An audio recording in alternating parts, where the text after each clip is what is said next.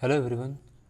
तो अब तक की वीडियोस में हमने कुछ बेसिक कंसेप्ट्स क्लियर किए, प्लस हमने जीडीपी का कंसेप्ट देखा। इस वीडियो में हम लोग जीएनपी का कंसेप्ट देखेंगे, जो कि जीडीपी के साथ ही लिंक्ड है। और ये जो कंसेप्ट है, इन पे काफ़ी बार सवाल पूछे जा चुके हैं, और आगे भी चांसेस है कि अलग अलग कॉम्पिटिटिव एग्ज़ाम्स जैसे कि यूपीएससी, तो उनमें ये सवाल पूछे जाएँ। ठीक है, ये सवाल पूछे जाएँ और सवाल स्टार्ट करेंगे। जीएनपी का मतलब क्या है? Gross national product. अब ग्रॉस और प्रोडक्ट का मीनिंग तो मैंने जीडीपी के कंसेप्ट में आपको समझा दिया है। अब इसमें एक कंसेप्ट है कि नेशनल का मतलब क्या है? तो हमने जीडीपी के कंसेप्ट में डोमेस्टिक टेरिटरी का कंसेप्ट देखा था। यहाँ पे नेशनल का मीनिंग होता है कि जो नेशनल्स है, जो इंडियन नेशनल्स है या फिर जो रेसिडेंट्स है, उनके द्वारा जो इकोनॉमिक एक्टिविटीज़ की गई उसको हम लोग इसमें कैलकुलेट करेंगे। जीडीपी में क्या क्या आ रहा है? जीडीपी में डोमेस्टिक टेरिटरी का कंसेप्ट आ रहा है। जीडीपी में क्या आ रहा है? जीडीपी में डोमेस्टिक टेरिटरी में जो भी इकोनॉमिक एक्टिविटीज़ हो रही है, उन सब को हम लोग जीडीपी में कैलकुलेट कर रहे हैं। फॉर एग्जांपल, अगर कोई अमेरिकन कंपनी इंडिया में आके सेटअप हो रही है और इंडिया में आके वो अपना प्रोडक्शन कर रही है, तो वो भी जीडीपी में कैलकुलेट होगा, क्योंकि वो डोमेस्टिक टेरिटरी का पार्ट है। बट जीएनपी में वो कैलकुलेट नहीं होगा। जीएनपी में सिर्फ वही कैलकुलेट होगा जो इंडियन रेसिडेंट्स द्वारा किया जा रहा हो, जो इंडियन नेशनल्स द्वारा किया जा रहा हो, वही प्रोडक्शन, वही आउटपुट जीएनपी में कैलकुलेट होगा। और ये रियल सेंस में क्या है? National income. ठीक है, तो देखते हैं क्या है। Output earnings made by Indian residents only, Indian residents के द्वारा ओनली। अब एनआरआईज जो होती है, उनका इनकम जीएनपी का पार्ट नहीं बनेगा। एनआरआई का फुल फॉर्म क्या है? एनआरआई मतलब होता है नॉन रेसिडेंट इंडियन। रेसिडेंट है क्या ये? नहीं, ये रेसिडेंट नहीं है। ये हालांकि सिटीज़न है, बट रेसिडेंट नहीं है। तो रेसिडेंट द्वारा किया गया हुआ जो भी कुछ इकोनॉमिक प्रोडक्शन है, वो जीएनपी में कैलकुलेट होगा। जीएनपी का सिंपल फार्मूला है, GNP is equal to GDP plus net factor income from abroad. अब ये क्या है? Net factor income from abroad, इसको बोलेंगे एनएफआई। एनएफआई का मतलब क्या होता है? एनएफआई का मतलब है factor income earned bye domestic factors of production employed in the rest of the world minus factor income earned by the factors of production of the rest of the world employed in domestic economy. अब थोड़ा सा confuse हो गया होगा, मेरे को पता है, तो इसको समझेंगे। एनएफआई मतलब क्या होता है? सपोज करो कि कोई इंडियन रेसिडेंट होगा, वो अमेरिका में जाके काम कर रहा है। ठीक है, अमेरिका में जाके कुछ अर्निंग कर रहा है। अब वो इंडियन रेसिडेंट कब है? जब वो अमेरिका में 1 साल से कम के समय के लिए रह रहा होगा। 1 साल से कम समय के लिए वो अमेरिका में गया, वहाँ पे कुछ अर्निंग किया और उस अर्निंग को इंडिया में भेज दिया। ठीक है, तो वो जो अर्निंग वहाँ पे कर रहा है इंडियन, वो क्या है?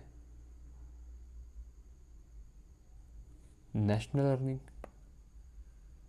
ठीक है, नेशनल जो प्रोडक्ट है वो उसमें आएगा।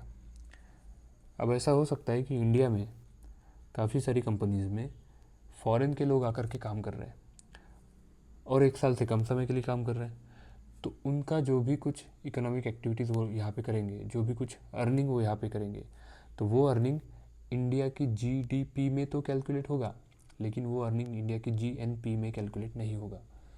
इंडिया की जीएनपी में क्या कैलकुलेट होगा? जितना भी कुछ नेशनल्स द्वारा किया गया अर्निंग हो, वो इंडिया की जीएनपी में कैलकुलेट होगा। तो यहाँ पे हम लोग क्या करेंगे? ये net factor income from abroad है, तो नेट में क्या करेंगे? कुछ माइनस करेंगे। तो जो इंडियंस बाहर जाके इधर उधर जाके अर्निंग्स कर रहे, उसमें से हम जो फॉरेनर्स इंडिया में आके अर्निंग कर रहे उसको माइनस कर देंगे, तो हमको NFIA की वैल्यू मिल जाएगी। ठीक है, वही इस इतनी बड़ी इतना बड़ा जो फॉर्मूला दिया है उसमें बोला है, ठीक है।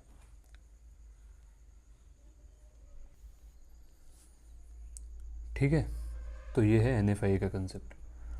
अब आएंगे आगे national disposable income. National disposable income क्या होती है? नेशनल्स की इनकम, बट कौन सी? इन हैंड, जो वो खर्चा कर सकते हैं। National income plus transfer payments. अब ट्रांसफ़र पेमेंट्स का कंसेप्ट क्या है? ट्रांसफ़र पेमेंट जो होती है वो यूनिडायरेक्शनल होती है, मतलब वन वे वो फ्लो करेंगी, और वो फ्री मनी है।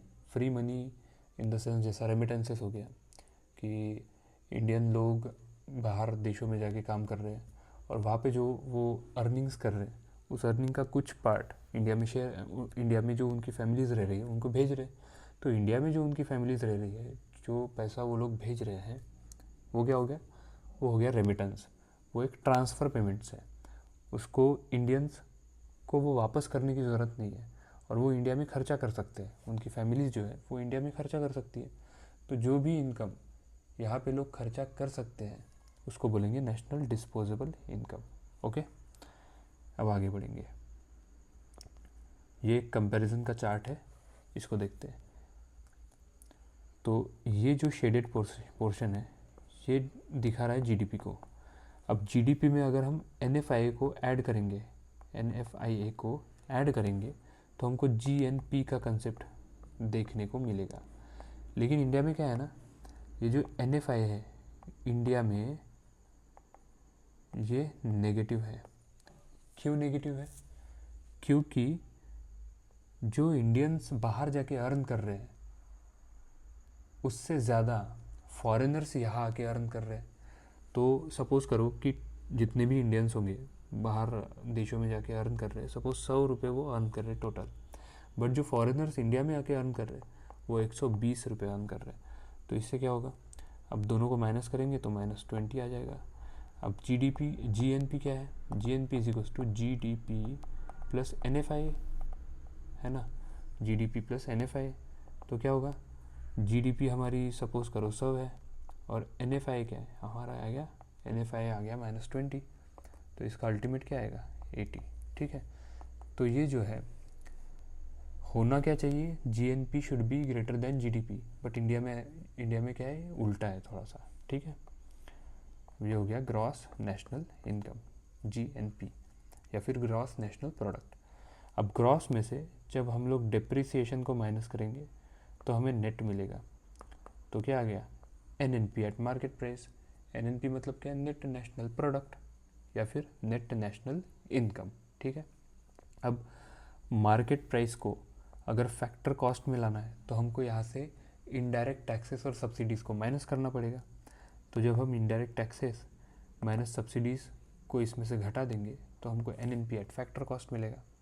सिमिलरली इधर देखो, जीडीपी में से डिप्रिसिएशन को माइनस करेंगे, एनडीपी का कंसेप्ट मिलेगा एट मार्केट प्राइस, और एनडीपी एट मार्केट प्राइस से इनडायरेक्ट टैक्सेस और सब्सिडीज़ को माइनस करेंगे तो हमको एनडीपी एट फैक्टर कॉस्ट मिलेगा। ठीक है, तो ये चार्ट इम्पॉर्टेंट है। ओके, आगे बढ़ेंगे। अब आता है concept of per capita GDP. Per capita का मतलब क्या है? टोटल जितनी जीडीपी अपनी आई है उसको हम पॉपुलेशन से डिवाइड कर देंगे। सिंपल, जीडीपी को जब हम लोग टोटल पॉपुलेशन से डिवाइड करेंगे तो हमको पर कैपिटा जीडीपी का कंसेप्ट मिलेगा। ओके, अब इसका एक कंपैरिजन देखो। इंडिया की पर कैपिटा जीडीपी अपनी अभी कितनी है? 2484 यूएसडी, मतलब लगभग $2500 के अराउंड इंडिया की पर कैपिटा जीडीपी है। अमेरिका की पर कैपिटा जीडीपी कितनी है? 81,695 $, लगभग 82,000 $82,000। देखो इंडिया से कितनी ज़्यादा है। और चाइना की कितनी है? 12,614 यूएसडी। ठीक है, तो ये एक कंपैरिजन है जो कि याद रखना। अब जीडीपी एट मार्केट प्राइस क्या होता है? तो मार्केट प्राइस का मतलब क्या है? मार्केट प्राइस मतलब जो अल्टीमेटली मार्केट में हम लोग सेल करेंगे प्रोडक्ट को, वो हो गया मार्केट प्राइस। ठीक है, इसमें क्या होगा? जैसे जीवी एट बेसिक प्राइस है, GVA एट बेसिक प्राइस मतलब क्या होता है, GVA eight factor cost plus production taxes and production subsidies को माइनस कर देंगे। अब फैक्टर कॉस्ट क्या होता है, मैंने पहले बताया था, जो फैक्ट्री से निकला है, जो प्रोडक्ट जब फैक्ट्री से निकला है उसके ऊपर कोई भी टैक्सेस नहीं है, तो उसकी जो कॉस्ट फैक्ट्री को पड़ी है वो फैक्ट्री कॉस्ट जो है उसको क्या बोलेंगे, फैक्टर कॉस्ट।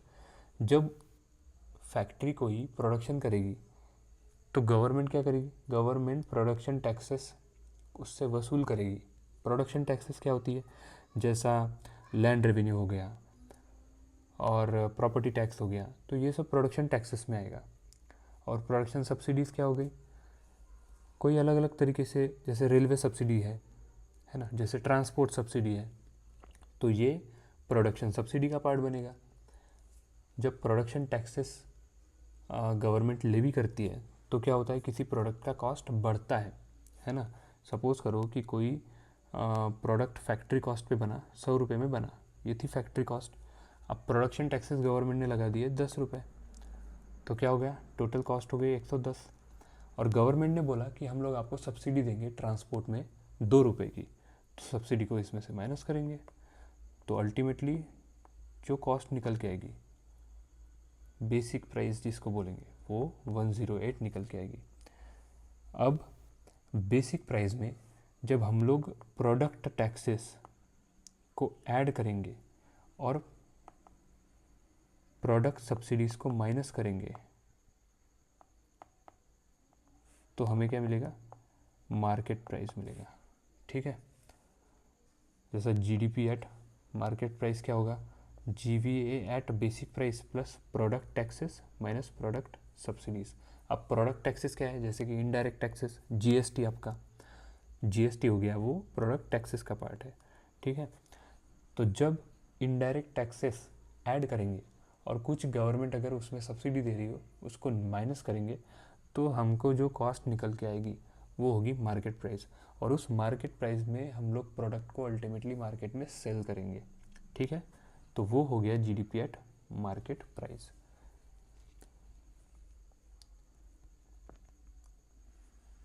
अब जीडीपी डिफ्लेटर क्या है, तो जीडीपी डिफ्लेटर का सिंपल एक फॉर्मूला है, nominal GDP upon real GDP.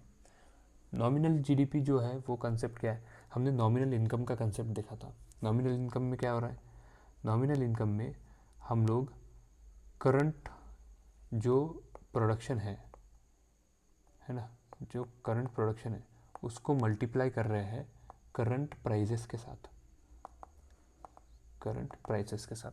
Suppose करो करंट ईयर में 2023-24 में जो प्रोडक्शन हुआ वो 100 क्वांटिटीज़ का किसी गुड्स का प्रोडक्शन हुआ होगा। सपोज़ कार्स जो है वो 100 प्रोड्यूस हुई होगी 2023-24 में, और 100 कार्स की जो कीमत थी 2023-24 में सपोज़ करो 100 रुपये, तो नॉमिनल जीडीपी क्या होगी, 10,000। ओके, नॉमिनल जीडीपी जो हो गई वो हो गई 10,000।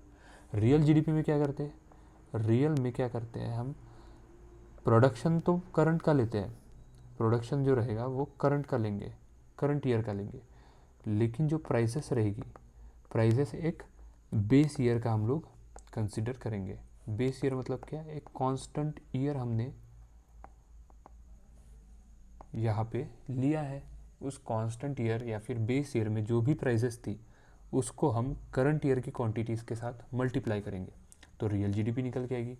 तो सपोज़ करो कि करंट ईयर में 100 कार्स प्रोड्यूस हुई, लेकिन बेस ईयर जो कि जीडीपी के कैलकुलेशन के लिए क्या है 2011-12, उसमें प्राइजेस थी 90 रुपीज़, तो जीडीपी क्या निकल के आएगी 9,000। ये हो गई रियल जीडीपी की वैल्यू एंड ये हो गई नॉमिनल जीडीपी की वैल्यू। तो जीडीपी डिफ्लेटर दिखा क्या रहा है, वो दिखा रहा है कि प्राइजेस किस तरीके से राइज की है। वो क्या दिखा रहा है, जीडीपी डिफ्लेटर जो है वो मेजर ऑफ इन्फ्लेशन है। इन्फ्लेशन को कैसे मेजर करेगा, देखो यहाँ पे हमारी रियल जीडीपी की वैल्यू क्या आई, हमारी नॉमिनल जीडीपी की वैल्यू क्या आई, नॉमिनल जीडीपी की वैल्यू निकल के आई 10,000 और रियल जीडीपी की वैल्यू निकल के आई 9,000। तो जीडीपी डिफ्लेटर कितना आया 10/9, ये आया जीडीपी डिफ्लेटर। इसका मतलब क्या है 1.11%, 11.11%, सॉरी नॉट 1.11%, है ना। इसमें क्या है 9 से 10 हो गया, प्राइस क्या हो गया 9 था 10 हो गया, मतलब 11.11% का राइज इसमें दिख रहा है। तो ये क्या है इन्फ्लेशन को दिखा रहा है कि जीडीपी ग्रो तो की, लेकिन किस वजह से, इन्फ्लेशन की वजह से जीडीपी ग्रो कर रही है। तो जीडीपी डिफ्लेटर इन्फ्लेशन का मेजर है, ठीक है। चलिए फिर आज की वीडियो में इतना ही, थैंक यू।